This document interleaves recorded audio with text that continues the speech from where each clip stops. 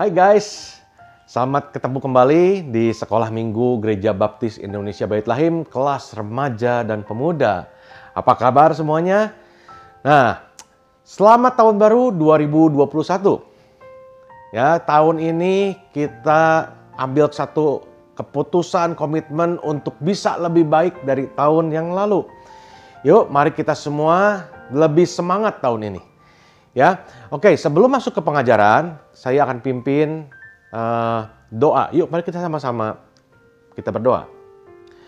Bapak, kami sungguh ucap syukur sekali lagi atas setiap kebaikan yang boleh Tuhan berikan. Terima kasih atas kesempatan hari ini kami mau belajar kebenaran firman-Mu kembali, Bapak. Pimpin setiap anak-Mu dimanapun mereka berada, menyaksikan pengajaran ini. Tuhan sertai, Roh Kudus pimpin mereka, beri hikmat pengertian, supaya boleh mengerti apa yang disampaikan. Pimpin hamba-Mu yang sangat terbatas ini untuk bisa menyampaikan kebenaran firman-Mu ini dengan baik. Karena Tuhan yang tidak terbatas, Engkau yang memimpin. Terima kasih Bapak, kami serahkan sekolah minggu online ini ke dalam tangan-Mu. Dalam nama Yesus, kami berdoa. Amin. Oke, hari ini kita mau belajar satu pengajaran lagi, tentunya dari buku yang baru, dari kitab Galatia.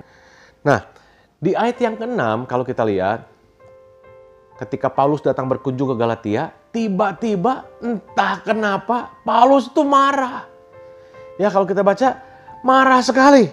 Dia bilang gini, aku heran bahwa kamu begitu lekas berbalik daripada dia yang oleh kasih karunia Kristus telah memanggil kamu dan mengikuti satu Injil yang lain. Nah, di sini Paulus sangat marah. Kenapa? Karena rakyat Galatia, mereka telah menyimpang dari pengajaran yang benar. Mereka telah mengikuti satu pengajaran yang baru, yaitu pengajaran palsu. Injil yang lain daripada Injil yang sudah dia beritakan. Injil yang pernah Yesus beritakan sebelumnya. Paulus marah sekali. Ya, ketika orang-orang Galatia itu mulai mempercayai, mereka mulai mengadopsi satu pengajaran yang baru yang ternyata sangat berbeda dari apa yang diajarkan oleh Yesus sendiri. Ini hal yang sangat berbahaya. Ya, sangat berbahaya. Nah, lalu ada apa ini? Coba kita perhatikan di ayat yang ke-7. Ya, di ayat yang ke-7. Ternyata di ayat yang ke-7 ada orang-orang yang mengajarkan pengajaran palsu ini. Ya, sehingga banyak sekali orang-orang di Galatia yang mulai terpengaruh dan mulai mempercayai ajaran palsu ini. Ketidakbenaran. Nah, seperti apa pengajaran palsu ini? Nah, pengajaran ini, Injil palsu ini mereka bilang gini, untuk bisa diselamatkan atau untuk bisa diampuni dosanya, seseorang itu harus percaya dan menerima Kristus sebagai juru selamatnya. Plus, nah ini, menganut kepercayaan ajaran Yahudi saat itu. Plus, harus melakukan banyak sekali kebaikan. Plus, harus memakai pakaian tertentu. Plus, gak boleh makan makanan tertentu. Plus dan plus lainnya. Ya, jadi pengajaran ini bilang ketika seseorang mau diselamatkan, ketika seseorang mau diampuni dosanya, dia harus percaya Kristus, terima dia sebagai juru selamat, tapi ada plusnya. Ya, plus.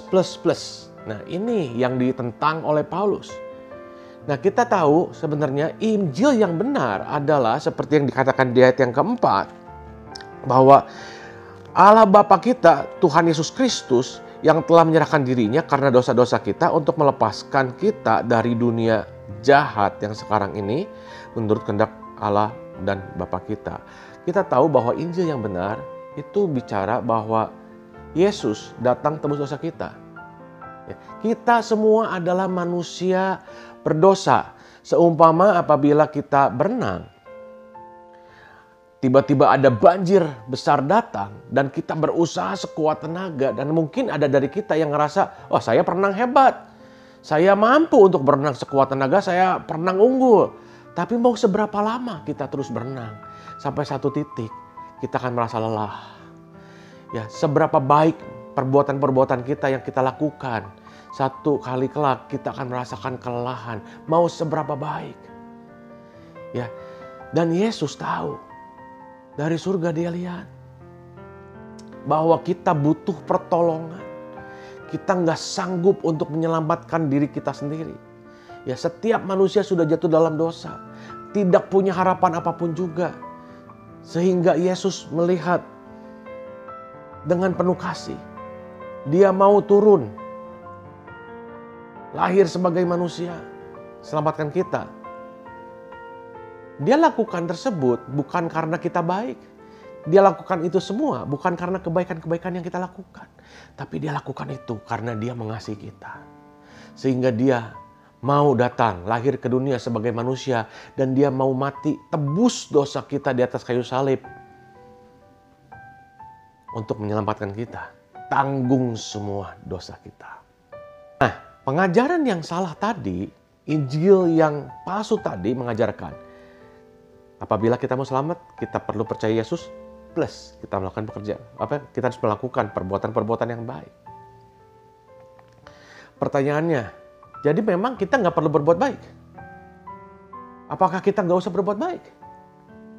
Nah, kita harus bisa membedakan, kita harus bisa memisahkan antara Injil dan buah Injil. Ya, kita harus bisa memisahkan. Yang pertama adalah Injil, yang kedua adalah buah Injil. Injil yang benar itu bicara bahwa Yesus telah mati buat kita. Kita manusia tidak dapat menyelamatkan diri kita sendiri. Nature kita manusia adalah berdosa dan kita nggak sanggup untuk selamatkan diri kita sendiri. Dan karena kasihnya, Tuhan kita, Tuhan Yesus datang ke dunia, mati untuk dosa kita, tebus dosa kita. Itu karena kasihnya, bukan karena kebaikan kita. Nah, maka dari itu, ketika kita sudah diselamatkan, kita sudah percaya Yesus, cukup, tidak ada plus-plus lainnya. Nah, ketika kita orang yang diselamatkan, kita percaya Kristus, tentunya kita akan membuahkan perbuatan-perbuatan yang baik. Ya, jadi jangan sampai kita berpikir bahwa kita selamat karena kita percaya Kristus, kita terima dia sebagai juru selamat, plus bahwa kita harus berbuat baik. Bukan seperti itu. Justru karena kita percaya Yesus, kita sudah diselamatkan. Sebagai orang yang sudah diselamatkan, buahnya kita akan berbuah perbuatan-perbuatan baik. Oke, nah sekarang banyak sekali dari kita orang yang percaya, justru ketika ditanya apakah kita sudah diselamatkan. Nah seringkali kita malah bingung, malah kita bimbang apakah saya sudah selamat atau belum. Mengapa?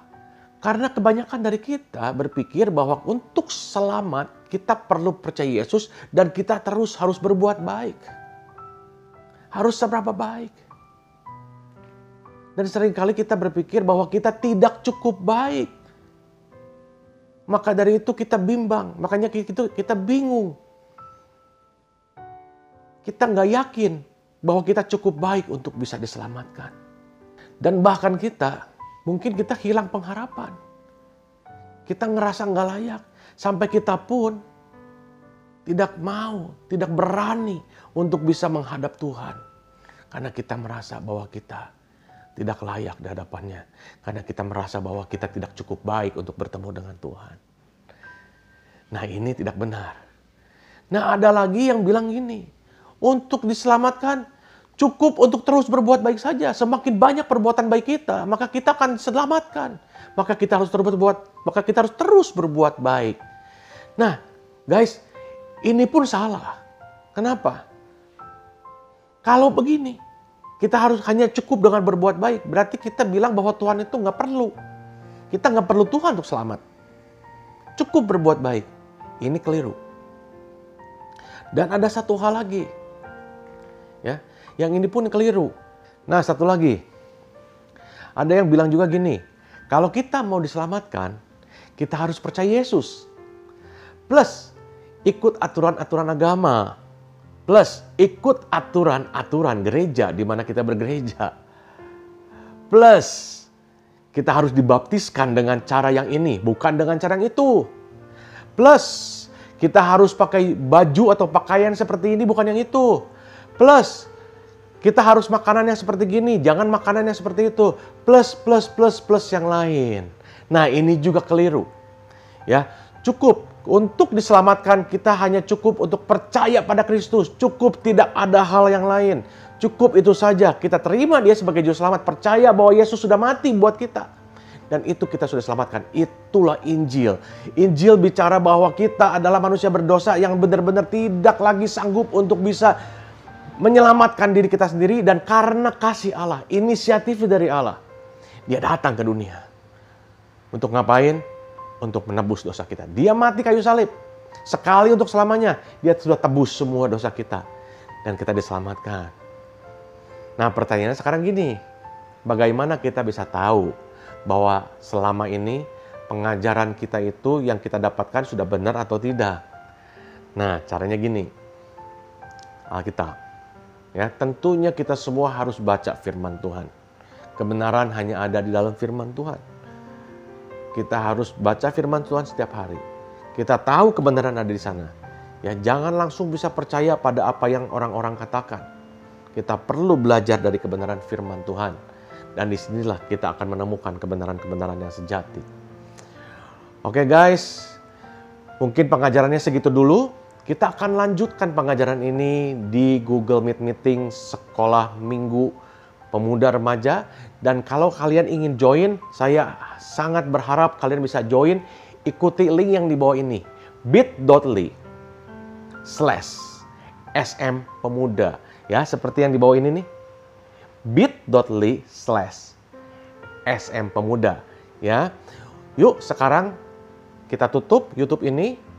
Dan kita akan masuk ke Google Meet dan kita akan melakukan tanya jawab, kita akan berdiskusi, kita akan mempelajari hal ini lebih dalam lagi. Oke, Tuhan Yesus memberkati. Bless you.